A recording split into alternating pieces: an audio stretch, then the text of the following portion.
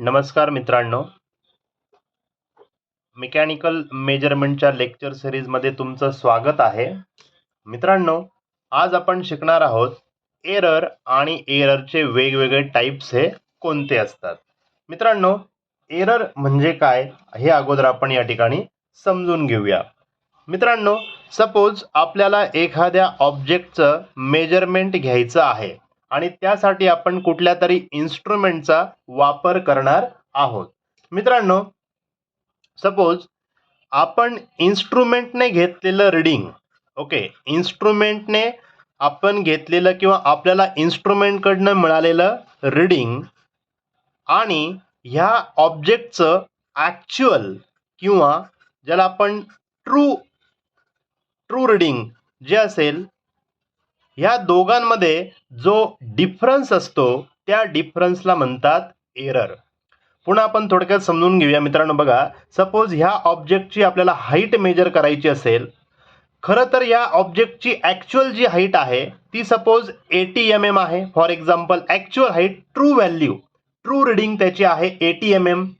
पण मी कुठल्या तरी इन्स्ट्रुमेंटचा वापर केला आणि इन्स्ट्रुमेंटने ह्या ऑब्जेक्टची मी हाईट मेजर केली आणि ही हाईट जे रीडिंग आलेलं आहे, इन्स्ट्रुमेंटचं जे रीडिंग आलेलं आहे, सपोज हे इन्स्ट्रुमेंटचं रीडिंग आलेलं आहे 78 mm. हे इन्स्ट्रुमेंटने दिलेलं रीडिंग आहे, पण ॲक्च्युअल त्या ऑब्जेक्टची रीडिंग आहे 80 mm.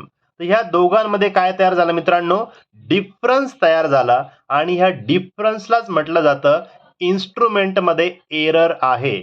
म्हणजेच काय, actual or true reading of the object and reading taken by the instrument, ह्या दोघांचा जो डिफरन्स असतो या डिफरन्सला म्हणतात एरर. एरर हे इन्स्ट्रुमेंटमध्ये मित्रांनो यायला नको, ही अनडिझायरेबल एक निगेटिव्ह कॅरेक्टरिस्टिक आहे. परंतु बऱ्याचदा आपण मेजरमेंट घेत असताना आपल्या इन्स्ट्रुमेंटमध्ये एरर हे येतातच. आता मित्रांनो, एरर का येतात इन्स्ट्रुमेंटमध्ये हे आपण या ठिकाणी समजून घेणं गरजेचं आहे. Sources of error. इन्स्ट्रुमेंटमध्ये एरर का येतात? सर्वात पहिली गोष्ट आहे मित्रांनो, कदाचित इन्स्ट्रुमेंटमध्ये काहीतरी डिफेक्ट जर असेल तर एरर येण्याचे चान्सेस असतात. म्हणजे ऑलरेडीच इन्स्ट्रुमेंटमध्ये डिफेक्ट आहे, इन्स्ट्रुमेंटच्या अलाइनमेंटमध्ये डिफेक्ट आहे किंवा इन्स्ट्रुमेंटच्या कुठल्या पार्टमध्ये डिफेक्ट आहे, त्यामुळे रीडिंग घेताना इन्स्ट्रुमेंट वेगळंच रीडिंग देतं जे यायला हवं त्यापेक्षा. म्हणजे डिफेक्ट इन द इन्स्ट्रुमेंट. त्यानंतर मित्रांनो ॲडजस्टमेंट. बघा, कुठल्याही इन्स्ट्रुमेंटचा वापर करून रीडिंग घेताना इन्स्ट्रुमेंटला प्रॉपर ॲडजस्ट केलं पाहिजे. जर आपली ॲडजस्टमेंट चुकत असेल तरी सुद्धा आपल्याकडनं चुकीचे रीडिंग येतात, म्हणजे इन्स्ट्रुमेंट एरर शो करतं. ॲडजस्टमेंट ही सुद्धा फार इम्पॉर्टंट गोष्ट आहे. त्यानंतर आहे मित्रांनो मेथड ऑफ लोकेशन. काही ठिकाणी मित्रांनो योग्य पद्धतीने जर तुम्ही इन्स्ट्रुमेंटला लोकेट केलं नाही तर इन्स्ट्रुमेंटमध्ये रीडिंग चुकीचे येतात, म्हणजे इन्स्ट्रुमेंटमध्ये एरर येण्याची शक्यता असते. मेथड ऑफ लोकेशन म्हणजे बघा, इथं जर हे ग्लासमध्ये वॉटर आहे आणि ह्या वॉटरचं टेम्परेचर मेजर करायचं आहे, तर हा जो थर्मोमीटरचा जो बल्ब असतो मित्रांनो, हा पूर्णपणे ह्या वॉटरमध्ये काय झाला पाहिजे? डीप झालेला पाहिजे, कॉन्टॅक्ट मध्ये पाहिजे. मेथड ऑफ लोकेशन हे लक्षात घ्या. त्यानंतर काही गोष्टी ह्या मित्रांनो एन्व्हायरमेंटल असतात, की एन्व्हायरमेंटमध्ये जे काही बदल होतात त्यामुळे सुद्धा कधी कधी इन्स्ट्रुमेंटमध्ये रीडिंगमध्ये डिफरन्स येऊ शकतो, डिफेक्ट येऊ शकतो. त्याला एन्व्हायरमेंटल इफेक्ट असं म्हणतात. त्यानंतर सरफेस फिनिश हा पण एक पॅरामीटर आहे की जेणेकरून एरर येण्याचे इन्स्ट्रुमेंटमध्ये चान्सेस असतात. आणि शेवटचं आहे ऑब्झर्वेशन. कदाचित इन्स्ट्रुमेंट बरोबर असतं, पण जो ऑपरेटर आहे किंवा जो रीडिंग घेणार आहे, जो मेजरमेंट करणार आहे, त्याच्याकडनं ऑब्झर्वेशन करताना काही चुका होऊ शकतात, त्यामुळे सुद्धा एरर येऊ शकतात. मित्रांनो, एरर येणे याचा अर्थ काय? जी ॲक्च्युअल व्हॅल्यू असते त्यापेक्षा इन्स्ट्रुमेंटच्या व्हॅल्यूज ह्या वेगळ्या येतात आणि ह्या दोघांचा जो डिफरन्स असतो त्यालाच आपण एरर असं म्हणतो. आणि या सगळ्या गोष्टी, हे सगळे जे आहेत हे सोर्सेस ऑफ एरर आहे. या सगळ्या कारणांमुळे इन्स्ट्रुमेंटमध्ये एरर येऊ शकतो. पुढे आहे मित्रांनो ते म्हणजे static error and relative error. Okay मित्रांनो, मेजर्ड व्हॅल्यू, इन्स्ट्रुमेंटने मेजर केलेली व्हॅल्यू आणि मेजर्ड व्हॅल्यू आणि ट्रू व्हॅल्यू जी ॲक्च्युअल व्हॅल्यू असते ती, ओके, ट्रू व्हॅल्यू यांचा जो डिफरन्स असतो मित्रांनो, या डिफरन्सला स्टॅटिक एरर असं म्हटलं जातं. The difference between measured value and true value is called as a static error. हे नेहमी लक्षात ठेवायचं आहे. तसंच त्याच पद्धतीने मित्रांनो, कधी कधी एरर हा पर्सेंटेजमध्ये दाखवला जातो, त्याला रिलेटिव्ह एरर असं म्हटलं जातं. रिलेटिव्ह एरर मित्रांनो ह्या पद्धतीने दाखवतात, पर्सेंटेजमध्ये आपण दाखवत असतो, ते म्हणजे मेजर्ड व्हॅल्यू म्हणजे इन्स्ट्रुमेंटने दिलेली value, measured value minus true value, okay, minus true value divided by true value into 100. हा जो फॉर्म्युल्याने जर आपण एरर कॅल्क्युलेट केला मित्रांनो, तर याला रिलेटिव्ह एरर असं म्हटलं जातं. Measured value minus true value म्हणजे static error, measured value minus true value divided by true value into 100 म्हणजे हा पर्सेंटेजमध्ये एरर येईल, याला आपण म्हणतो रिलेटिव्ह एरर. पुढे आपल्याला बघायचं मित्रांनो, types of error or classification of error. तुम्ही टाइप्स ऑफ म्हणा किंवा एररचं क्लासिफिकेशन म्हणा, टाइप्स ऑफ एरर किंवा क्लासिफिकेशन ऑफ एरर. मित्रांनो, एररचा सर्वात पहिला जो प्रकार आहे तो म्हणजे इन्स्ट्रुमेंट एरर. याचा अर्थ असा होतो की इन्स्ट्रुमेंटमुळे आपल्या रीडिंगमध्ये काही एरर येतात, आपल्या मेजरमेंटमध्ये एरर येतात, त्याला आपण इन्स्ट्रुमेंट एरर असं म्हणतो. म्हणजे इन्स्ट्रुमेंट हे होल अँड सोल रिस्पॉन्सिबल असतं त्या ठिकाणी एरर येण्यामध्ये. आता असं कधी होऊ शकतं मित्रांनो, सर्वात पहिलं आहे ते म्हणजे इम्प्रॉपर सिलेक्शन ऑफ इन्स्ट्रुमेंट. जर आपण योग्य मेजरमेंटसाठी योग्य इन्स्ट्रुमेंट निवडलं नाही, चुकीच्या पद्धतीने जर आपण इन्स्ट्रुमेंट निवडलं, तर कदाचित एरर येण्याची शक्यता असते. हे लक्षात घ्या. म्हणजे आपण योग्य मेजरमेंटसाठी योग्य इन्स्ट्रुमेंट निवडणं ही फार महत्त्वाची गोष्ट आहे एरर न येण्यासाठी. त्यानंतर मित्रांनो, जर इन्स्ट्रुमेंटचा मेंटेनन्स केलेला नसेल, लॉंग पिरियडसाठी इन्स्ट्रुमेंटचा वापर झालेला आहे परंतु त्याचा मेंटेनन्स केलेला नसेल, तरी सुद्धा इन्स्ट्रुमेंटने एरर दाखवण्याची शक्यता जास्त असते. त्यानंतर फॉल्ट इन द इन्स्ट्रुमेंट. कदाचित काय असतं की इन्स्ट्रुमेंटच्या आतमध्येच फॉल्ट असतो, इन्स्ट्रुमेंटच्या मेकॅनिझममध्ये असेल किंवा इन्स्ट्रुमेंटच्या आतमध्ये स्वतःमध्येच त्याच्यामध्ये काहीतरी प्रॉब्लेम असतो, तर हा फॉल्ट जर असेल इन्स्ट्रुमेंटमध्ये तरी सुद्धा एरर येऊ शकतं. आणि त्यानंतर आहे मित्रांनो मेकॅनिकल फ्रिक्शन.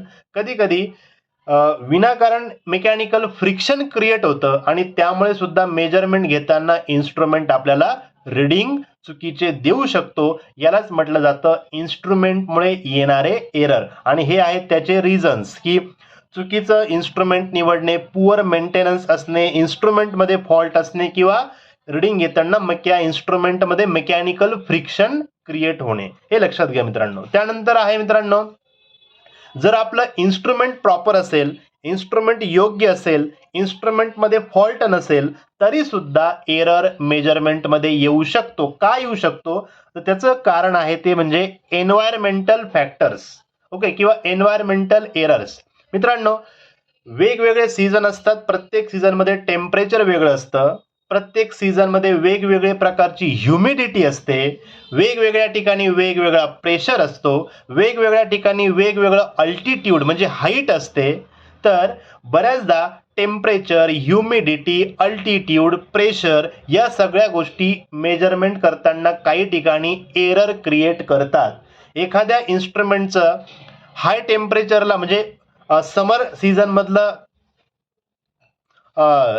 मेजरमेंट आणि तेच विंटर सीझन मधलं मेजरमेंट किंवा एखाद्या हाय ह्युमिडिटी एरियामधलं मेजरमेंट आणि लो ह्युमिडिटी एरियामधलं मेजरमेंट यामध्ये सुद्धा फरक पडू शकतो. थोडक्यात काही एन्व्हायरमेंटल फॅक्टर्स असतात जे आपल्या मेजरमेंटमध्ये एरर क्रिएट करू शकतात. त्यांनाच म्हटलं जातं एन्व्हायरमेंटल एरर. ओके.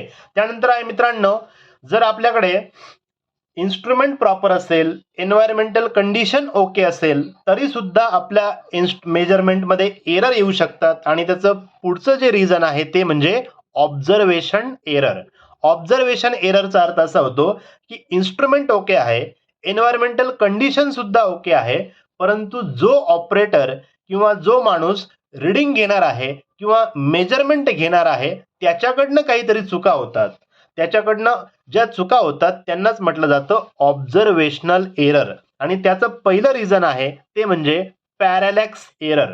मित्रांनो, फॉर एक्झाम्पल हा जर डायल इंडिकेटर असेल आणि हा त्याचा 0 पॉइंटर असेल या ठिकाणी, तर मित्रांनो लक्षात घ्या, जर तुम्ही समोरून बघितलं तर हा 0 पॉइंटर दिसतो. जर तुम्ही ह्या बाजूने बघितलं तर पॉइंटर थोडा तिकडे गेल्यासारखा वाटतो. ह्या बाजूने जर बघितलं तर पॉइंटर इकडे गेल्यासारखा वाटतो. याचा अर्थ काय? पॉइंटरची एक्झॅक्ट पोझिशनच कळत नाहीये जर तुम्ही चुकीच्या पद्धतीने ऑब्झर्व केलं. जर तुम्ही इकडनं ऑब्झर्व केलं तर तो इकडे झुकलेला दिसेल, इकडनं ऑब्झर्व केला तर तो ह्या साईडला झुकलेला दिसेल, समोरून ऑब्झर्व केलं तर तो 0वर दिसेल. म्हणजेच काय, तुमच्या ऑब्झर्व करण्याच्या पद्धतीने सुद्धा इन्स्ट्रुमेंटमध्ये एरर येऊ शकतो. इन्स्ट्रुमेंट जरी करेक्ट असेल, जो ऑपरेटर आहे त्याची मेजर करण्याची जो मेजर करतो आहे त्याच्या ऑब्झर्वेशन करण्याच्या चुकीच्या पद्धतीने सुद्धा एरर येऊ शकतात. त्यालाच आपण इथे पॅरालॅक्स एरर असं म्हणतो. किंवा mistake by the observer. Observer reading घेताना चुकीच्या पद्धतीने रिडिंग घेत आहे. Wrong scale reading. ऑब्झर्वर जो आहे त्याला चुकीच्या पद्धतीने त्याने रिडिंग घेतलेलं आहे. त्याला ते रिडिंग कसं घ्यावं हे कदाचित समजत नसेल किंवा चुकीच्या पद्धतीने त्याने रिडिंग घेतलेलं आहे. इनॲक्युरेट कन्व्हर्जन ऑफ युनिट्स. काही काही ठिकाणी युनिटचं कन्व्हर्जन करून घ्यावं लागतं इन्स्ट्रुमेंटमध्ये.